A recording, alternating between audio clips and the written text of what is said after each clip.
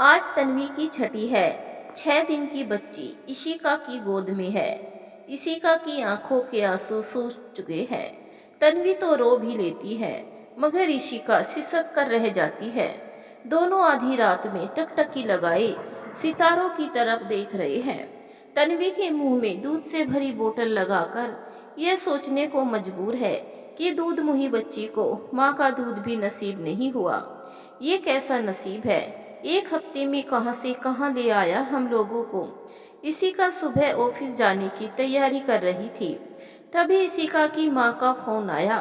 इशिका ने फोन उठाते हुए कहा कि माँ, मुझे लेट हो रहा है, मैं ऑफिस पहुंचकर बात करती हूँ। माँ ने कहा, पहले मेरी बात सुन। कावेरी हॉस्पिटल में एडमिट है। मैं और तेरे पापा रात 1 बजे से अस्पताल में है। विनीत और चाचा घर में है। क्या हुआ माँ, कावेरी ठीक तो है? हाँ बेटा, रात को उसके पेट में बहुत दर्द हो रहा था, इसीलिए उसे अस्पताल ले गए हैं। डॉक्टर ने डिलीवरी का टाइम शाम 5 बजे दिया है। आज तुम ऑफिस से छुट्टी ले लो और अस्पताल आ जाओ। तुम्हारे पापा ने रात में भी शुगर की दवा नहीं खाई थी। आशीष को भी खबर कर दिया है, वे शाम तक आ जाएंगे। ठीक है, मैं आती हूँ, कहकर इशिका ने फोन रख दिया। इशिका और इशिका के पति अनुपम दोनों अस्पताल पहुंच गए। जैसे ही कावेरी के रूम में दाखिल हुई तो वह बेड पर लेटी मुस्कुरा रही थी। थोड़ी देर में एक नर्स आई, उसको इंजेक्शन लगाकर चली गई। सुबह 11 बजे से शाम 6 बजे तक के बीच में नर्सों ने कभी दवाइयाँ दी तो कभी इंजेक्शन लगाया। शाम 5 बजे डॉक्टर अनीता खन्ना ने आकर पूरा चेकअप किया। सुबह से शाम के दरमियान इशिका ने कई बार नर्स और डॉक्टर दोनों से पूछा, कोई सीरियस मामला तो नहीं है? उन्होंने कहा, नहीं, सब नॉर्मल है। कावेरी के पति आशीष, जो शहर से बाहर रहते थे, वो शाम तक पहुंच गए। थोड़ी देर बाद डॉक्टर ने पापा और आशीष को अपने केबिन में बुलाया और कहा कि हालत सीरियस है, ऑपरेशन करना पड़ेगा। आप लोग आपस में सोच विचार कर ले, फिर बताए, पापा ने बाहर आकर कहा। डॉक्टर ऑपरेशन के लिए कह रही है। इसी का बीच में बोल पड़ी, लेकिन ये तो लोकल अस्पताल है, वेंटिलेटर भी नहीं है। अगर ऑपरेशन कराना है तो डिस्चार्ज कराकर दूसरे हॉस्पिटल ले चलते हैं। पापा ने कहा, ठीक है, डॉक्टर से डिस्चार्ज करने के लिए बात करते हैं। तभी नर्स आकर उसे कमरे में इंजेक्शन लगाती है। कावेरी कहती है, नहीं, इंजेक्शन मत लगाओ, इस इंजेक्शन के लगने से पेट में ज्यादा दर्द होने लगता है, अभी आराम है। नर्स कहती है, इसमें ताकत की दवा है। अभी एम्बुलेंस आई भी नहीं कि वह दर्द से तड़पने लगी। उसकी दर्द भरी चीखें बगल के कमरों तक सुनाई देने लगी। डॉक्टर ने आशीष से कहा कि आप इनके पति हैं, आप इस फाइल पर साइन कर दीजिए, ज्यादा समय हो जाएगा तो बचाना मुश्किल हो जाएगा। आशीष ने घबराकर फाइल पर साइन कर दिया। फाइल 20 से 25 पन्नों की थी, जिसके एक पन्ने पर लिखा था कि मरीज की मृत्यु हो जाती है तो उसका जिम्मेदार डॉक्टर व अस्पताल नहीं है। तभी पापा ने आकर कहा कि दूसरे हॉस्पिटल में बात हो गई है। वैसे ही वार्ड बॉय और नर्से कावेरी को स्ट्रेचर पर लादकर ले जाने लगे। जब तक पापा कुछ समझ पाते, ऑपरेशन थिएटर का दरवाजा लॉक हो गया। अब बाहर बैठकर इंतजार के अलावा कोई रास्ता नहीं था। माँ ने पापा से कहा, मुझे घर भिजवा दीजिए, मंदिर जाने की इच्छा हो रही है। पापा ने कहा, रुको, मैं लेकर चलता हूँ। इशिका को इशारा किया कि तुम कहीं मत जाना, सबका ख्याल रखना। समय कट नहीं रहा था, एक एक पल भारी पड़ रहा था। 3 घंटे के ऑपरेशन के बाद नर्स ने बाहर आकर कहा, लड़की हुई है, थोड़ी देर बाद रूम में शिफ्ट कर देंगे। सबके उदास चेहरे खुशी से चमकने लगे। मारे खुशी के चाचा ने अस्पताल में मिठाई बंटवाई। तभी एक आदमी ने आकर कहा, आप जनरल वार्ड लेंगे या प्राइवेट? माँ और पापा मंदिर से लौट आए। 11 बजे कावेरी को रूम में शिफ्ट कर दिया गया। वो बेहोश थी। माँ ने कहा, बहुत रात हो गई है, इशिका तुम जाओ, बच्चे सुबह से अकेले हैं। कावेरी को होश आते ही मैं फोन कर दूंगी। इशिका ने पूछा, माँ कावेरी के साथ कौन रहेगा? वो पड़ोस में बुढ़िया दादी है, उन्हें बुला लेंगे। आशीष और विनीत तो है ही। तुम जाओ, परेशान मत हो बेटा, अब तो परेशानियां खत्म हो गई, खुशियों का समय है।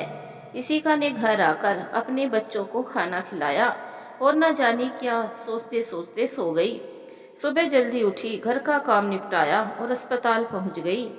उन्हें प्राइवेट वार्ड में शिफ्ट कर दिया गया था। बुढ़िया दादी तन्वी की मालिश कर रही थी। आशीष सो रहे थे। मैंने दादी से पूछा, माँ कहाँ है? दादी बोली, घर गई है दलिया बनाने। कावेरी का दलिया खाने का मन कर रहा था। इशिका ने कावेरी से पूछा, तुम ठीक हो? मुझे सांस लेने में दिक्कत हो रही है। ठीक है, मैं डॉक्टर को बुलाती हूँ, लेकिन एक बात बताओ, रातों रात तुम्हारा शरीर मोटा कैसे हो गया? कावेरी बोली, ऑपरेशन से ऐसा हुआ होगा। 1 घंटे पहले डॉक्टर आई थी, उन्होंने बताया कि 1 हफ्ते में शरीर फिर से पहले जैसा हो जाएगा। इतनी देर में आशीष डॉक्टर को ले आए, उसे ऑक्सीजन लगा दिया गया। डॉक्टर ने चेकअप किया, माँ और पापा भी आ गए। नर्स ने दलिया खिलाने को मना कर दिया।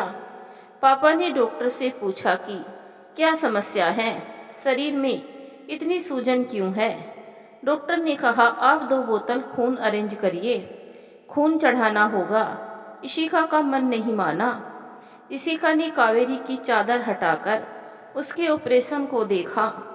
उसका पेट थोड़ा सीधा फिर तिरछा कटा हुआ था। इशिका को शक हुआ, ऑपरेशन तो सीधा होता है, तिरछे साइड से क्यों काटा है? किडनी निकाल ली है क्या? इशिका ने ये बात अपने भाई विनीत को बताई। उसने कहा, नहीं ऐसा नहीं है, तुम्हारे दिमाग में ना जाने क्या क्या फितूर चलता रहता है।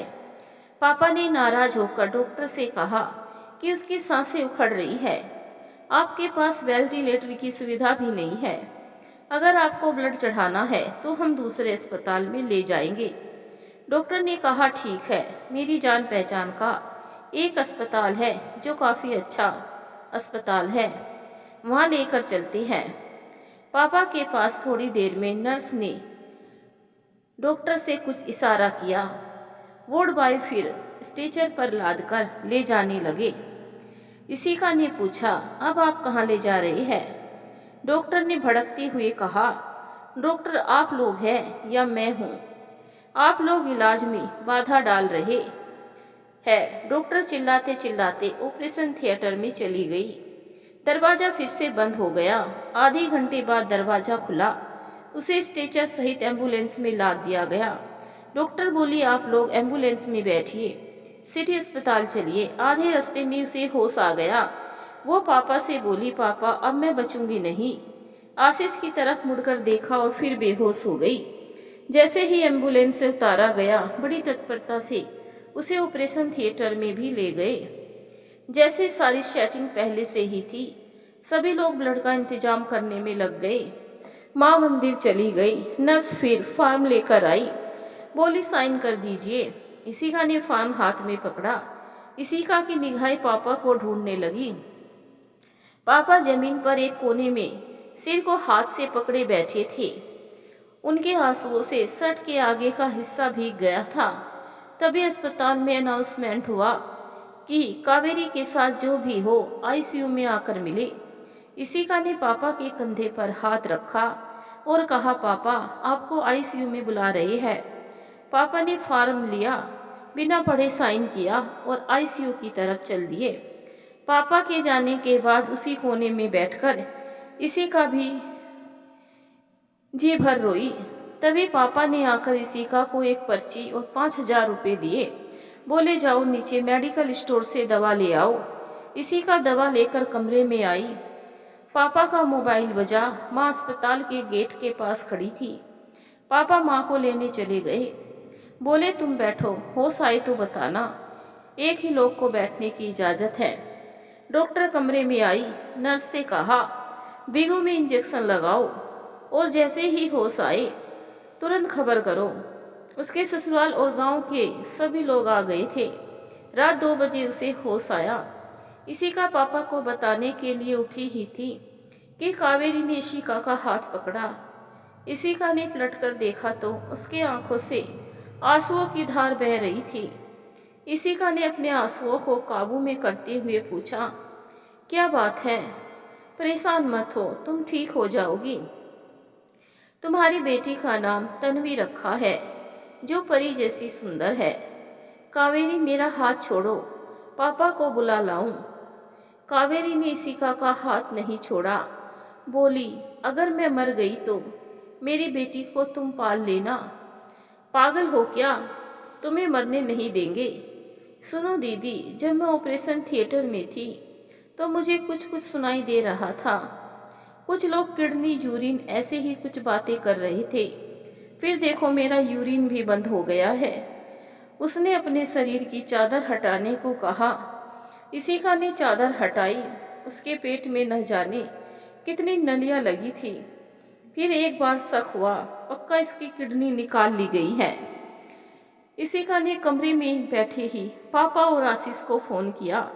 इतने में नर्स जाग गई। पापा और आशीष अभी कमरे में आए भी नहीं थे कि दो डॉक्टर कमरे में दाखिल हुए। एक डॉक्टर ने कहा, डायलिसिस करना पड़ेगा। डॉक्टर ने फिर से पर्ची पकड़ाई। पापा पर्चा और 10,000 रुपये आशीष को देते हुए बोले, दवा ले आइए। विनीत 3 बोतल ब्लड लेकर आ गया। उसे दोबारा स्ट्रेचर पर लादा और डायलिसिस रूम में लेकर चले गए। वो हाथ हिलाती रही, मुझे नहीं जाना है। ऐसी लाचारी, बेबसी, मजबूरी पहले मेरे परिवार ने कभी नहीं देखी थी, इशिका ने सोचा। माँ ने इशिका के कंधे पर हाथ रखा। बोली, तुम पापा के साथ रहो। कावेरी के ससुराल से उसके जेठ जेठानी, सास ससुर, ननंद नंदोई सभी लोग आ गए हैं। उनके खाने का इंतजाम भी करना है। तुम पापा को कुछ खिला देना। सुबह से कुछ नहीं खाया है। मैं किसी से पापा की दवाइयाँ भिजवाती हूँ, खिला देना, कहकर माँ चली गई। डायलिसिस रूम से बाहर आने के बाद उसे वेंटिलेटर पर रख दिया गया। सभी लोग बारी बारी अंदर गए। पापा ने जमीन में चादर बिछाई और लेट गए। न खाना खाया न दवा खाई। इशिका का मन नहीं माना। उसे लगा कावेरी को देख आऊं। इशिका ने दरवाजे के शीशे से झांका। 5 डॉक्टर उसके इर्द गिर्द खड़े होकर कुछ बातें कर रहे थे। एक डॉक्टर कुछ भी नहीं बोल रहा था। उसके चेहरे पर सिकन थी। इशिका बाहरी डॉक्टर के निकलने का इंतजार करने लगी। डॉक्टर ना जाने किधर से निकल गए।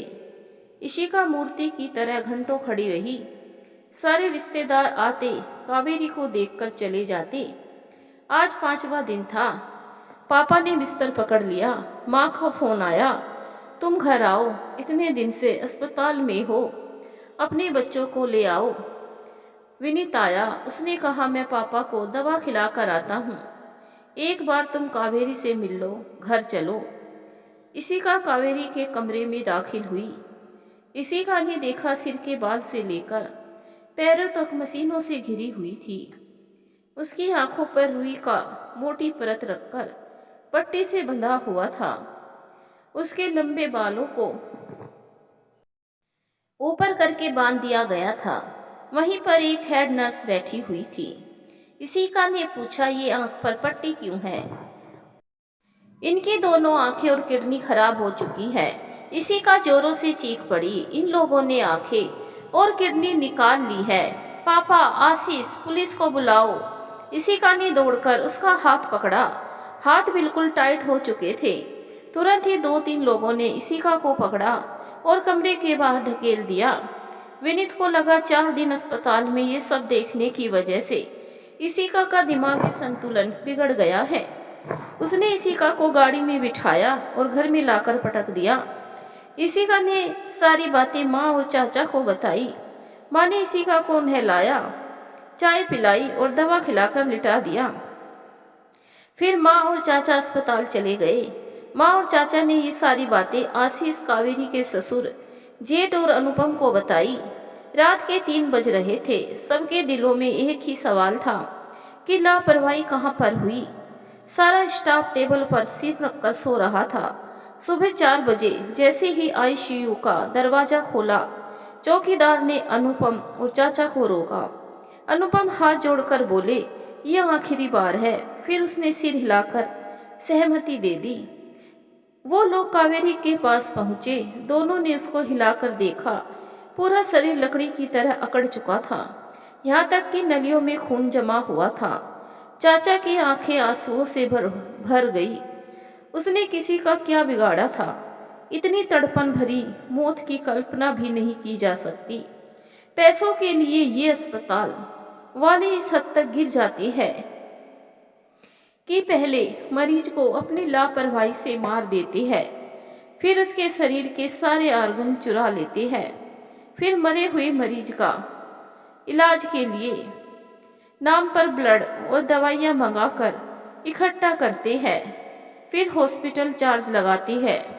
चाचा ने डॉक्टर को फ़ोन किया और बोले, आप मरे हुए मरीज का कब तक इलाज करते रहेंगे?